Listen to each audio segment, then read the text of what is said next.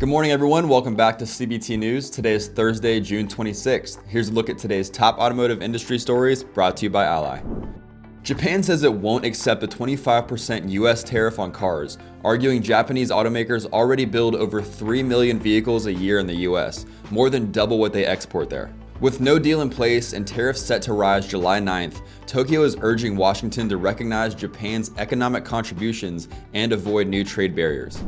New Stellantis CEO Antonio Filosa is reviewing the company's long-term strategy, including its ambitious EV goals. The current Dare Forward 2030 plan aims for 100% of European sales and half of US sales to be electric by 2030, along with growing business in new markets. Filosa's review comes after Stellantis faced challenges in the US and Europe last year, leading to missed targets and the departure of former CEO Carlos Tavares.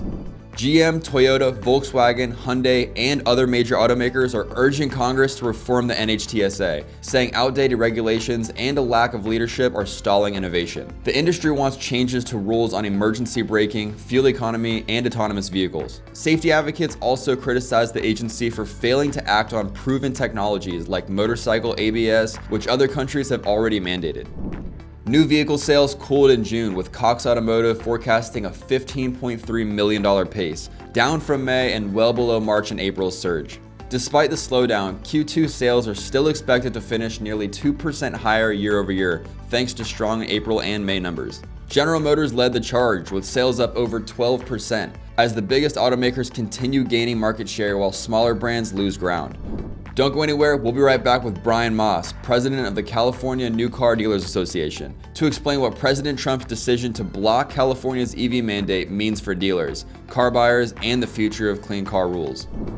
Take your dealership to the next level with the strongest team in automotive media.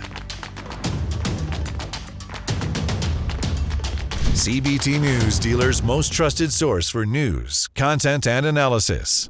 Under the Federal Clean Air Act, California is the only state that can adopt its own emissions rules. And as part of that, California adopted something called Advanced Clean Cars 2, which is effectively a zero-emission vehicle mandate that 100% of vehicles sold in California and about a dozen other states that follow California were supposed to be zero emission.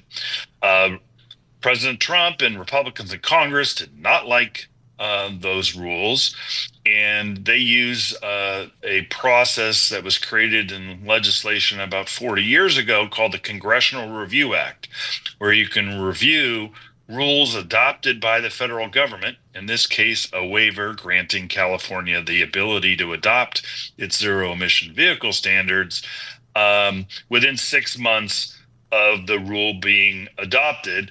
The Biden administration approved California's waiver in December. Congress and the Trump administration jumped on the Congressional Review Act process, and both houses of Congress have passed the resolutions, and President Trump just signed them earlier this month. Right. So what implications does this have in your state for dealers and OEMs and consumers?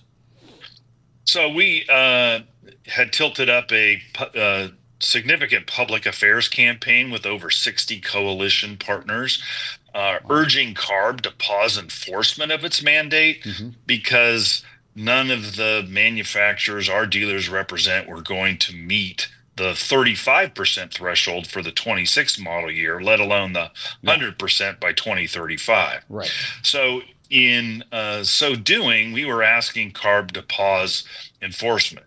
What the Congressional Review Act passage does is eliminate the rule entirely. Yes. And although California has sued, arguing that the CRA's passage was illegal, what's significant is CARB on its own, at our urging, agreed to pause enforcement of the mandate even while the lawsuit is pending for model year 2026. So that means dealers can continue to get the inventory that they were expecting, the mix of ICE and EV vehicles that are going to sell in their particular market, not only in California, but in all the other CARB states as well. Yeah. And be sure to watch the rest of this interview in its entirety right here at cbtnews.com. Well, that wraps up our show for today, but join us again here tomorrow morning on cbtnews.com. And if you haven't already, be sure to follow us on all your favorite social media platforms, and we'll bring the latest industry buzz right to your feed.